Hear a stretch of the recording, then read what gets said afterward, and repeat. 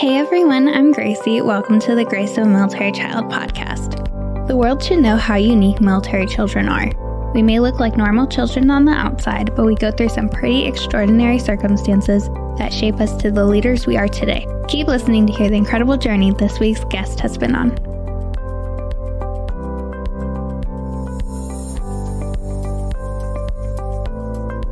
Hi, Alison. Welcome to the podcast. How are you? I'm great, Gracie. Thank you so much for having me here. I'm so excited and looking forward to this conversation. Yes, me too. I'm super excited to hear more of your story and how the military life has affected you. Yeah, absolutely. I can't imagine having grown up any other way but a military kid.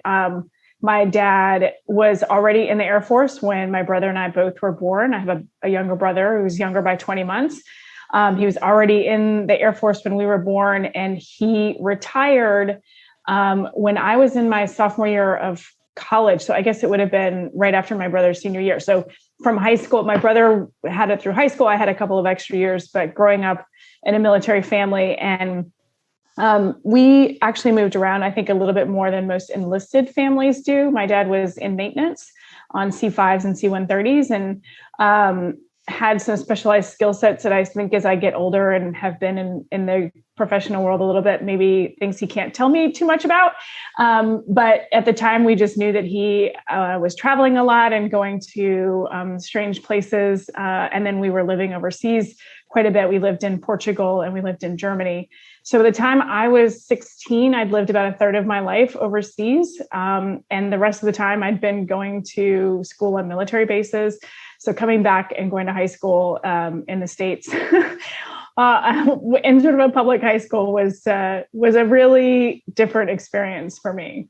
I'm sure having grown up and going to the military schools is so different than going to a regular public school. It's not the same atmosphere you would have.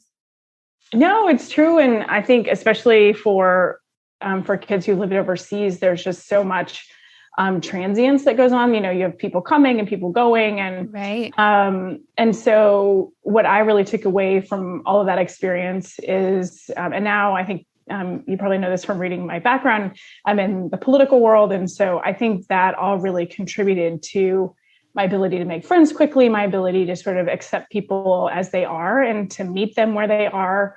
And so I don't know, I can't imagine what my life would have been like not growing up in a military family. And I can't imagine having the opportunities that I have now without those experiences. Yeah, I think the military really builds these kids up for a successful life, even if they don't join the military, after high school or after college, even. You start to build connections with even other kids, other service members that, most kids don't have the opportunity to do.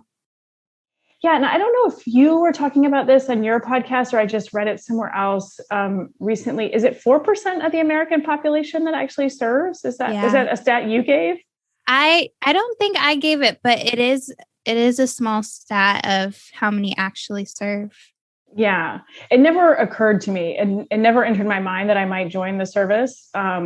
But I did spend a lot of time in public service and still in public service at the state level, and actually went back overseas as a professional to work closely with DOD.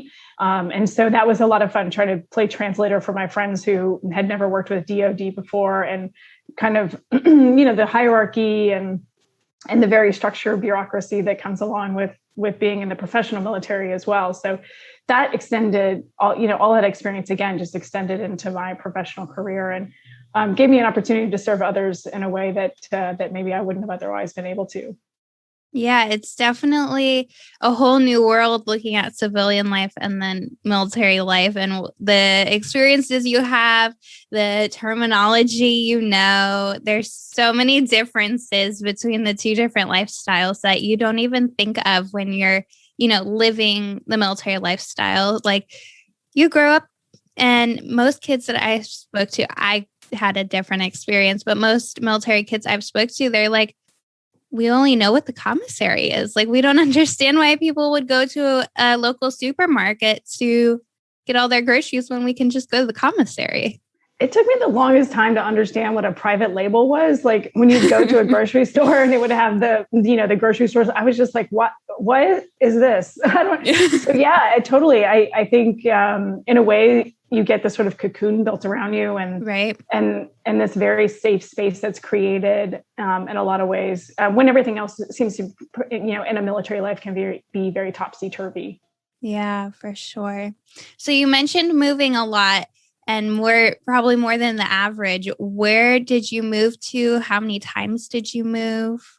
I always forget to count, but we were born in Louisiana, and then we moved to Portugal, and then we moved to Oklahoma, and then we moved to Germany, and then we moved to Arkansas. So I guess that's 5 moves. So certainly on the officer side, there's a lot more moves, more sort of regular moves. But for us as an enlisted family, we would have friends, in Oklahoma that had just been there their entire lives, and their parents, entered the military and left the military all without having left that place.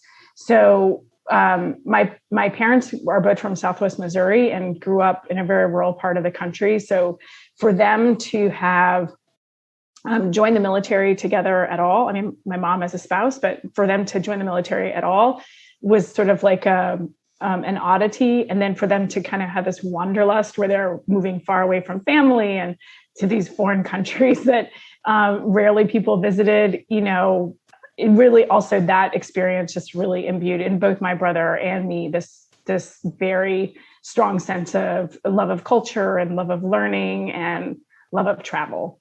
Yeah, for sure. And you have to be, flexible with travel because you have no clue when the military is going to say, okay, you're going here. Like you can't predict that. And then you have to be very adaptive to your surroundings, to the different cultures, especially moving different countries. You have to learn their culture kind of right away when you get there. It's true. And it's harder, because again, coming back to this cocoon idea, the military does such a great job through the DoD schools. And, that obviously we could have gone to school on the economy, but we went to an American and military high school, and junior high. But what I really loved was that we had, a German language every day, right? That they were really trying hard to make sure that we were being good guests in the country, in the host country. And that for me, when I came back to a public high school, the language was available, but not in an advanced state. And so I took the language so I could kind of keep up with basic skills. But it struck me that that's just not, it doesn't just happen everywhere, that lots of languages are offered to students to continue their language and to continue to explore the world around them. Right. That's the culture is not really taught in, public high schools and middle schools and even elementary schools like it would be, in Germany in a DoD ran school, because it's not, kids aren't really exposed to that here because they don't need to be as much. Yeah, I think it really, I think that's exactly right. And there's a lot of great things about every place in the United States and everywhere in the world. People, have legacy, ancestors have moved there for one reason or another. There was something that was obviously calling them there. But I do think it's important that people get exposed to things that are not like them and not like what they quote know to be true, because it is so different. And I think culture becomes very easy to overlook if you have never experienced anything other than your own experience. Right. Even moving state to state, still within the United States, is such a difference. I lived in Ohio for 9 years, in Cleveland, Ohio, like a suburb. So that was a very different experience than moving to a military base in San Antonio, Texas, when my dad was injured, and living there, and then moving to Florida. It's another different culture. And a lot of kids grow up just exposed to wherever their hometown is, and that's what they know. And then once they start growing and moving and, moving out and things like that, they're exposed to a whole new world that was really out there the entire time. Yeah. And how many exciting things you can find when you look somewhere else, I encourage people all the time, I remember when I was in high school, I had one of my favorite teachers had actually applied to become a DoD, to be a DoD teacher, and would likely be placed overseas. And he was really concerned about how his daughters, who I think were just kind of entering high school, were going to adapt. And I had moved in the middle of my junior year. So, I just sort of laughed because I said, well, I mean, gosh, if I can do it, then certainly your daughters who are younger can do it. And it teaches resilience. It teaches flexibility, adaptability. It teaches all of us that there's very few obstacles that can't be overcome, and gives us space, I think, to deal with real challenges when they come in a sort of more mature fashion, and not freak out at every sort of hurdle that gets put in our path.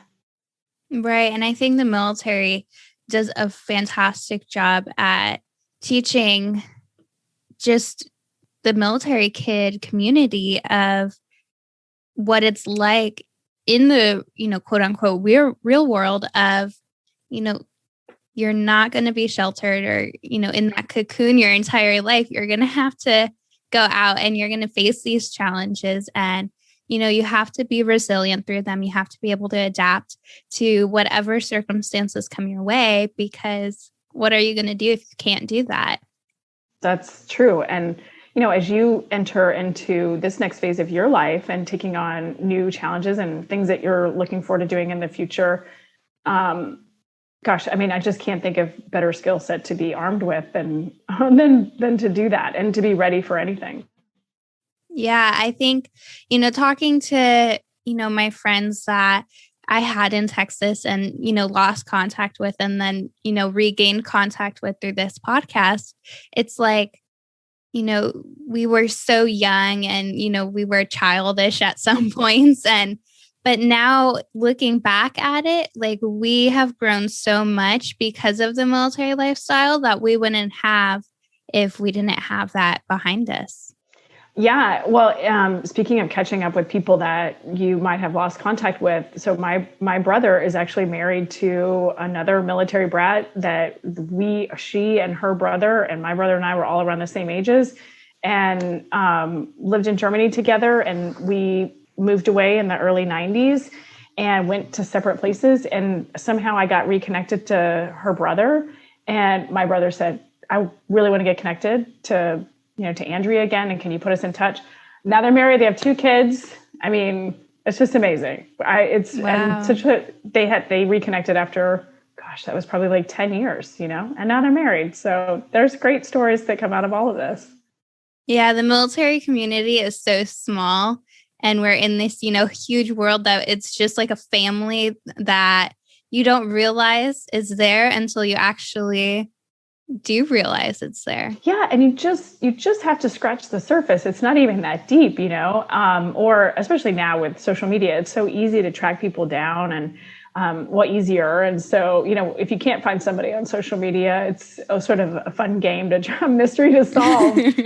But yeah, the 7 degrees of separation usually result in finding and discovering that you are living not too far from someone, or my parents have retired now and they're traveling around in RVs, and they almost are always meeting up with some friend of theirs that they knew from the military, whether that was in basic training or when we lived overseas, or they went to church with them. And it's just this immediate connection that,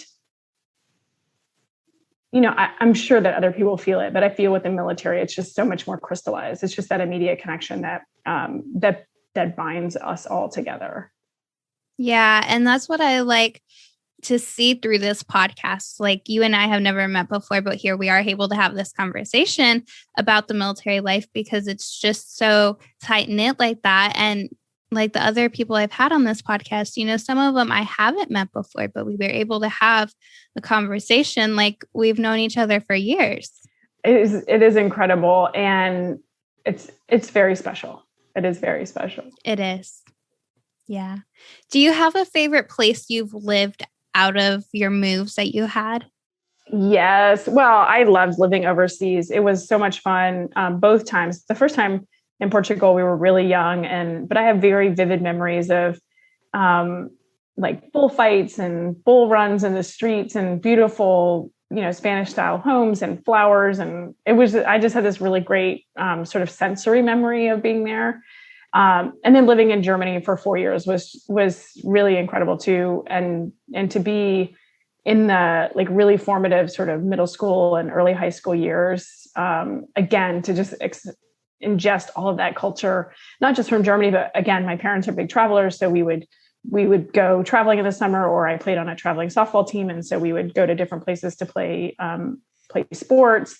And when I was an adult and I went back to Germany, to work again, it was fun to kind of go back to some of those places and revisit them with sort of adult eyes and fresh eyes. And so I really did enjoy living overseas. I'm always happy to come home. My favorite words in the English language is when Customs and Border Protection welcomes Americans back home at the airport when they show their passport. But I also I loved being able to just swim in all of that new education and beautiful art and different architecture and being closer to other places, being able to travel to the Middle East and to Africa because we were closer than we were if we were staying here in the States. So yeah, definitely living overseas was really fun. Do you have any like experiences that stick out when you're looking back at those overseas memories? Oh, well, it kind of goes back to what we're talking about, being adaptable or like not knowing when the rug's going to get pulled out from under you and you just do your best. So my husband lived overseas with me when we lived there as adults. But even I can remember this happening with my parents. We did a lot of like car travel, and we'd roll up, having driven 2 hours out of our way to go to a museum or something, and it'd just be like closed down and there's nothing else in the area to do, so, or like the car breaks down and you're like making a, picnic out of whatever's in the car for the snacks, so right. Just trying to keep it all together. But so those experiences are the best because almost inevitably there's like a lesson that comes out of that, right? Or it's not just, we figured out how to get around this. It's like, oh, well, yeah, we missed that museum, but then actually there was like this little restaurant. We met this family and they have, we have stay in contact with them to this day kind of thing. So it's more than just finding the silver lining. It's really looking for it and making the best of it. Yeah, I think those are important too. And like we were saying, the military does teach you that. And then you're able to keep it going into your adult life and be like, okay, well, plan A didn't work out. Let's, go to plan B, make a plan C, like do what we have to do to just get by or just to make this happen. Yeah. And there's I recognize and I certainly appreciate in your experience, you've had some significant setbacks in your family, but there's so rarely in American lives in particular that something cannot be overcome. There just really is. Death and sickness are two of those taxes, I suppose, depending on your age. But it really is. I now run a staff of about 55 people, and I just tell them if there are not babies dying from this decision, like we can just take a step back and think through this a little bit more. We don't have to freak out and lose our minds and lose our respect for one another because we're acting crazy about this. So, right. But I don't think anybody gets to that sort of realization that things really could be a lot harder than they are if they haven't experienced the like small hard things, who forgot the salt or, Yeah. There are definitely challenges that you think are big in the moment, but then looking back on it, it's like, I don't even see that challenge anymore. Like I could have done that and we could have been fine. Like there was no reason to freak out about that, or there was no reason to, yell and scream because of that challenge. Like, and that's something that we're able to overcome and we're able to, even laugh at now. Yeah, I mean that is the hope, right? Is that every one of those stories is just like, oh, I shouldn't have done that. Right. And I think too, as I get older and as you get older and we're in positions where we're influencing how others behave, or we're influencing how others think, or we, influencing our siblings or nieces and nephews or children, that sort of stability is really important to maintain, because people look to leaders like you and they want to know, okay, well, if Gracie's not worried about this, then maybe I don't need to worry about it so much either. Right. It's those little things that in reality don't even matter. But in the moment, you're like so concerned over that one thing. And then, it doesn't even matter in the end of it. Yeah. And just remembering that, particularly for military children, that there have been harder things all the time, right. Moves or deployments or injury or illness or death. And yeah, it's, I think there's a lot of perspective that military children just get just because that's the environment that they grow up in, right? And it doesn't even have to be immediate family, right? We were stationed overseas. My dad was, when the Second Gulf War was happening, and, just people coming through, and Wiesbaden being the place where a lot of folks are coming back for R&R or for, medical treatment. And I broke my arm actually in the middle of the war.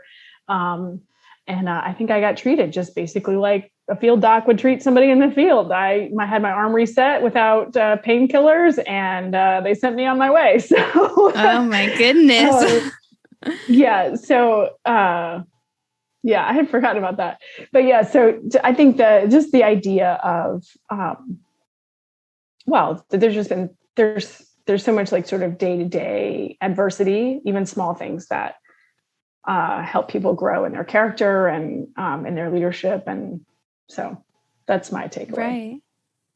Yeah. And like you were just saying, like when you broke your arm, like you forgot about that. And like it was a huge thing probably at the moment of, no painkillers or anything. And then like now it's like, okay, well, like we don't even need to, have that anymore. We've overcome that challenge. Yeah. What I know now is that if somebody asks me if I want painkillers, the answer is yes. But yeah. And I don't think about it often, but then when I do, it's this very vivid memory, these like Chinese handcuff kind of things, mesh metal that my hand was like, fingers were dangling from. And the doctor just goes, 1, 2, 3.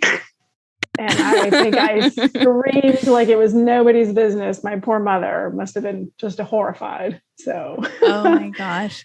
Yeah. But they had bigger issues. I mean, that was at the Wiesbaden hospital. They were definitely dealing with bigger issues than a 12-year-old kid with a broken arm. For sure. And, it was big in your eyes in the moment, but in the end of it, it was like there were other issues that needed to be solved and patients that needed taken care of too. So you had to do what you had to do. That's right. They were like, we're not going to like mollycoddle this kid. She's getting it set and we're going to send her on her way. Open up that bed for somebody else. Exactly. So what was one challenge that you faced as a military child?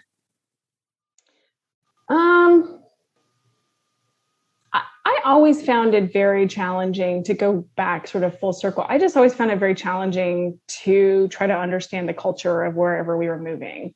And as a kid, especially, I mean, kids generally can be cruel. They don't have to be. And I think military kids are generally pretty welcoming. But it just is hard. I think every time moving to a new place and like, it's not just like, where am I going to go to school or where am I going to go to get my groceries, but what's the language here? Even to your point about like Ohio and Texas and Florida being very different. I say y'all all the time now. I live in Arkansas. I say y'all all the time. It was not in my vernacular when I lived in Washington, D.C. Now I understood the word. I heard the word. It just was not part of my everyday language. And here I use it all the time. My husband is from Connecticut. He speaks with this very funny accent. And we have a great time, talking about the difference in like what I call a water fountain, he calls a bubbler. We have a whole discussion about sneakers versus tennis shoes, like just that kind of stuff. But it's really hard, especially as a kid, I think, to not fit in. And so I always found that to be the most challenging, is like, how do I fit in as quickly as possible? I was a good kid, so I wasn't like doing stupid stuff, but how do I fit in as quickly as possible so that I can focus on other things like my studies or my family, or, I played sports a lot. I really wanted to be a good athlete. And so that just always, it never takes a short amount of time. It always takes longer than I expected to. And the same is true as an adult moving from DC to come to Arkansas several years ago. I still am like, what is that about? Where does that come from? Yeah. But it's still hard. But I think as a kid, it's just so much harder to try to make friends as quickly as possible, because, within a couple of years, it's just all going to, or even, months, it's all going to change again. People are moving around. Yeah. You don't want to get too comfortable in an area, because, either you're going to move, your friends are going to move, maybe even both. Like me and my best friend, well, not my best friend, but one of my friends, we left Texas on the same exact day.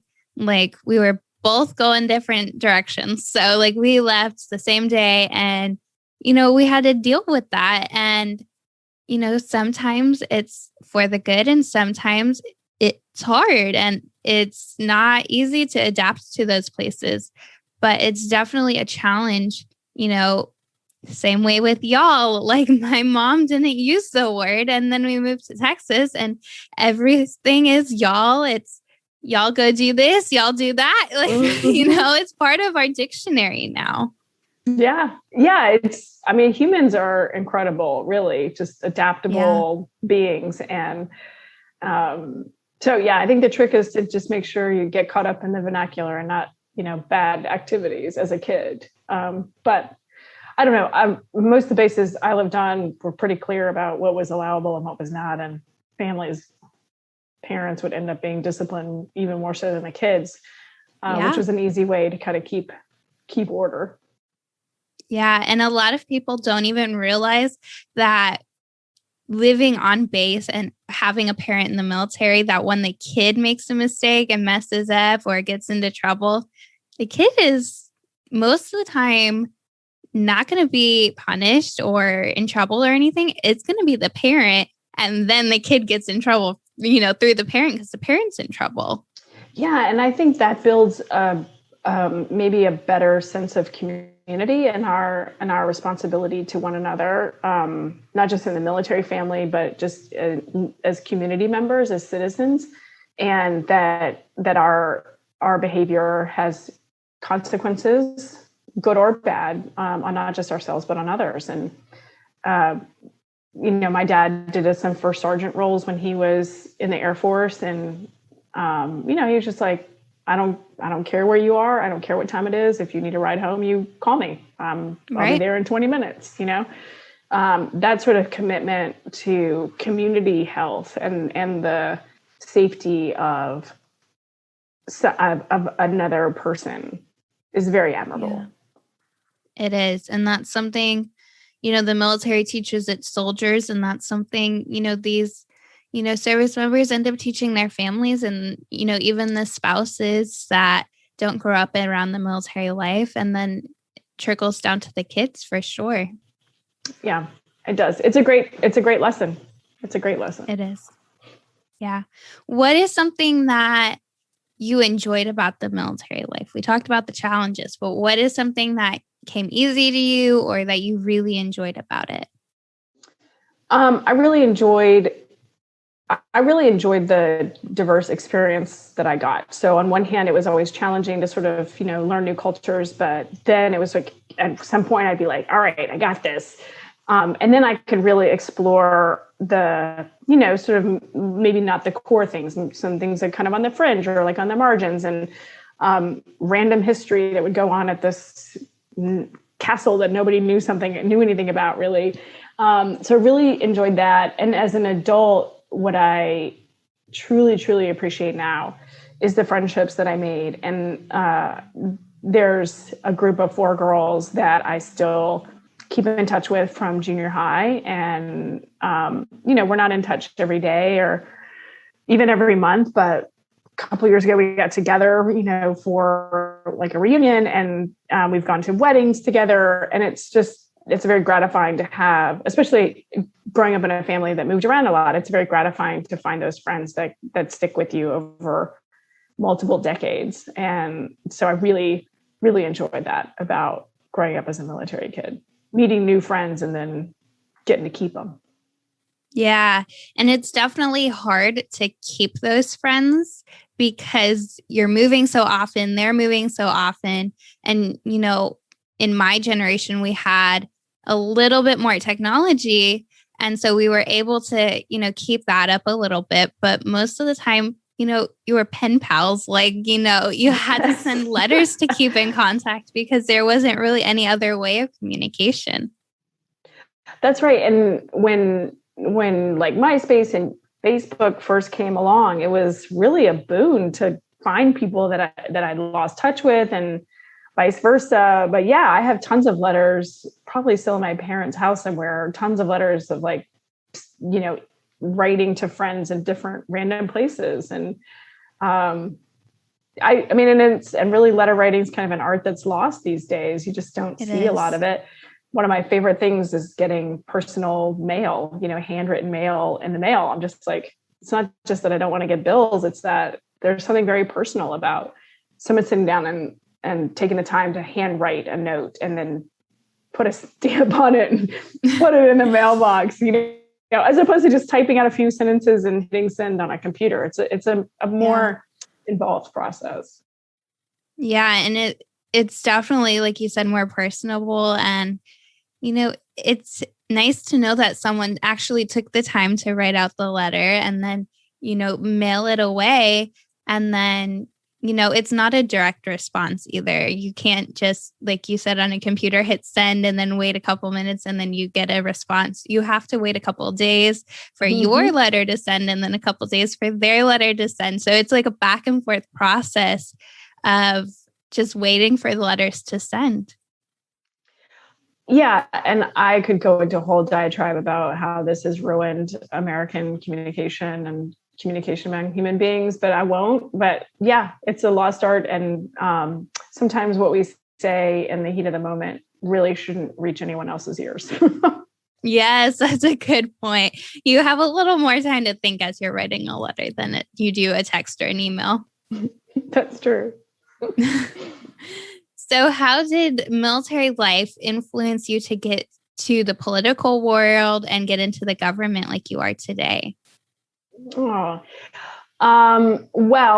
having lived overseas, and as I've mentioned now a few times, just really loving being in different cultures and being around different cultures and learning new things.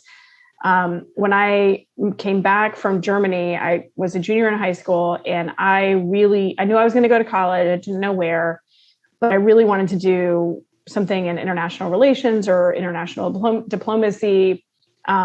Just having been in a country like Germany, where they were the leader in Europe, and seeing how things played out there, and then seeing just the real ramifications of decisions in international relations on the American political side.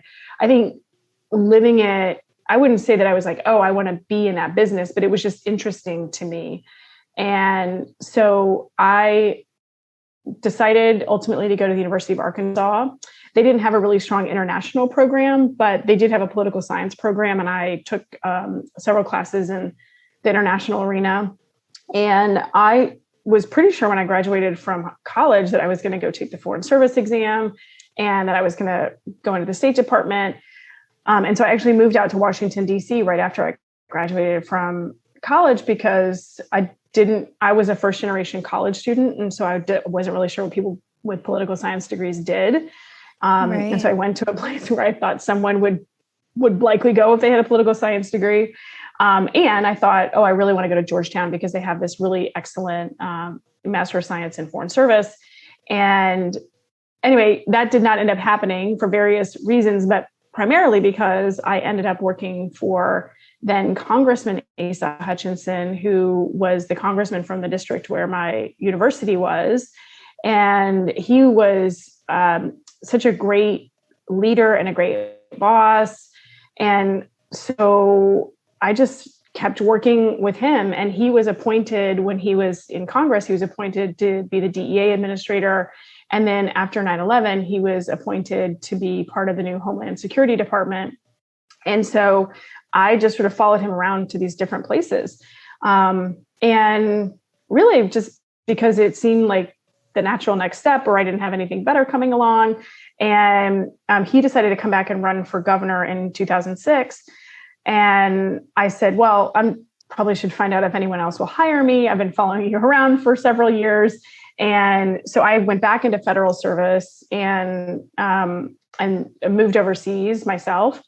And when I came back, I knew that I wanted to do my master's program.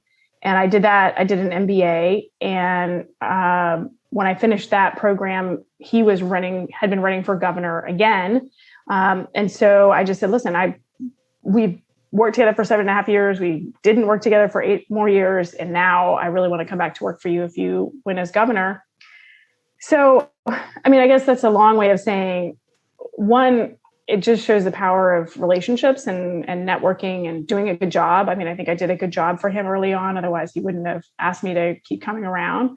But we maintained a friendship beyond our work relationship. And so when he would call, when he was looking for somebody's phone number or he didn't have a contact, he would reach out and I would, of course, be helpful. And I don't really like the political side of things. I mean, I'm not naive. I get that I'm in politics, even in a government position, particularly in the role that I play in that office. But I don't like partisan politics. I don't like campaigning. And what I really love is helping make government work for the citizens who fund it, for the taxpayers who pay my salary, who pay the governor's salary, for the people who really want to have their voices heard. And so I work very hard at making sure that our office is responsive and effective advocates for the citizens of Arkansas. Yeah, and that's really important to have, and more or less to have another voice of, this is what our state is needing, and this is what our state is longing for. And to have someone to say, we're here to listen, we're here to help you, and we're here to make this happen for you is a lot to take on. And then it means a lot back to the state citizens of Arkansas saying, okay, someone actually is listening. Someone wants to help us. I hope so. I certainly hope that's the legacy of my boss's administration. He's governor for another 16 months or so. He'll be out of office in 2023. But I expect and I hope that will be his legacy. And, I think for everybody, COVID has been really hard, and it's the decisions that he has to make as a representative of the citizens of Arkansas, are not going to make everyone happy, but he works really hard at trying to do the right thing and make sure that people are staying healthy and have as much flexibility in determining their own rights and fate. It is a very conservative state, but trying to balance that and make sure that, kids can go back to school and not worry about getting sick while they're there. Right. And how do you think the life as a military child influenced all of what you're doing today, and how you're kind of even helping the next generation along the way? I truly don't. I just truly don't know how I could be here in this place, how I could inhabit this existence without having been a military child. I'm sure I would have been a productive member of society, and whatever parallel universe out there exists that I am not a military child. But for my parents to show that bravery to join the military in the first place, to offer to move away, to take the chance to have children and to raise them in a kind of society or a subculture that just was not provided stability, but wasn't always the most. You couldn't plan everything, like you were saying earlier. Not, sometimes you get surprised and everything gets turned upside down.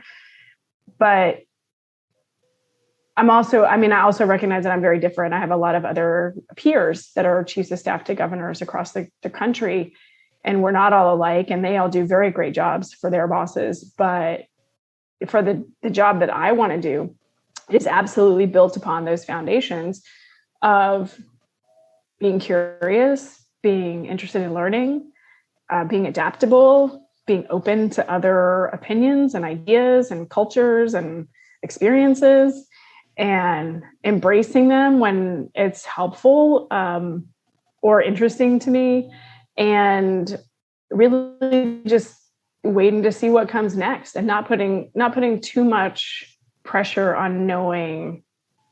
The question I always hated answering was, what do you want to be in 5 years?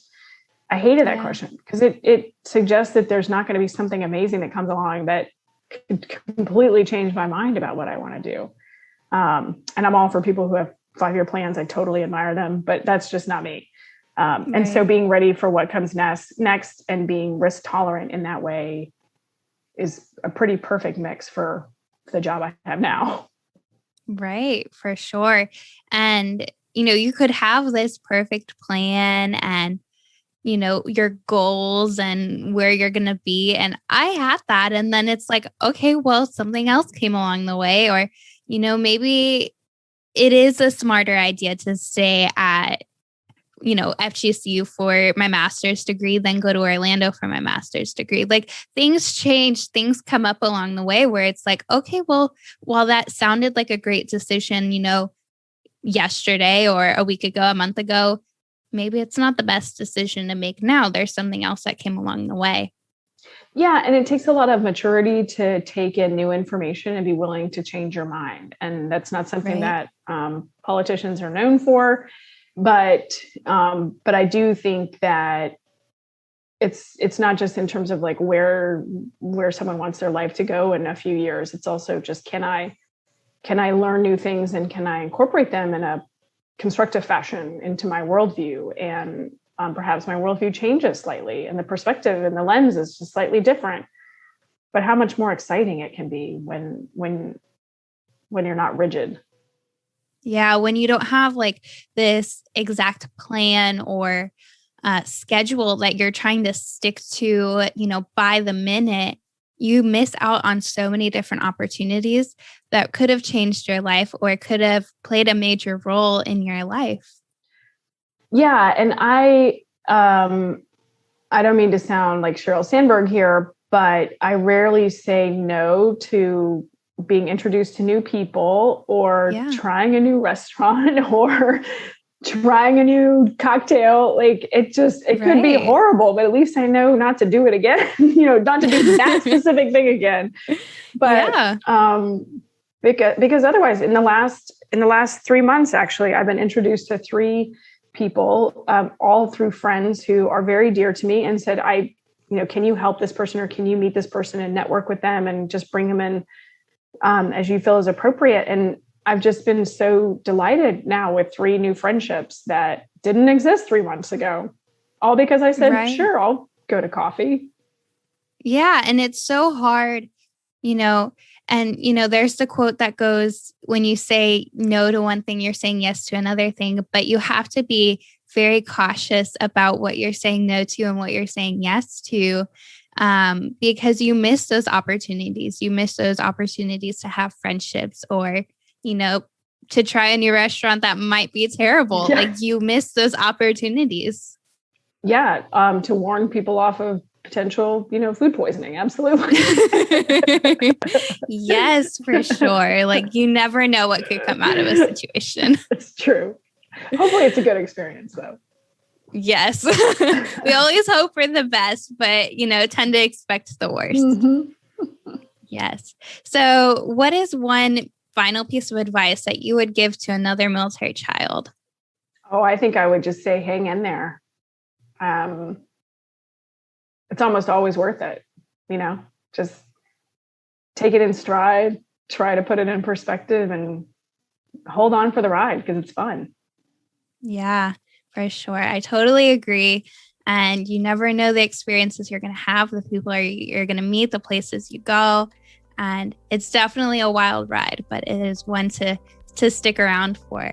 Indeed. Yes. Well, thank you so much for being on. I enjoyed having you on and hearing your story and your experiences and all you're doing today. Thank you, Gracie. Thanks for doing this podcast. It really is such a wonderful resource for folks, and best wishes to you as you move on to the next things in your life. Thank you so much.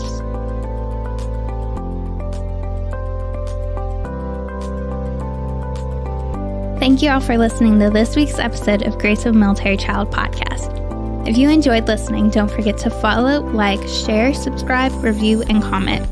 You can also follow us at Grace of a Military Child podcast on Facebook, YouTube, and Instagram for more podcast-related content. If you or someone you know is a military child who would like to be on the podcast, please send us a message to one of our social media platforms, or you can send an email to grace.of.a.military.child@gmail.com. Tune in next Thursday to hear another incredible journey.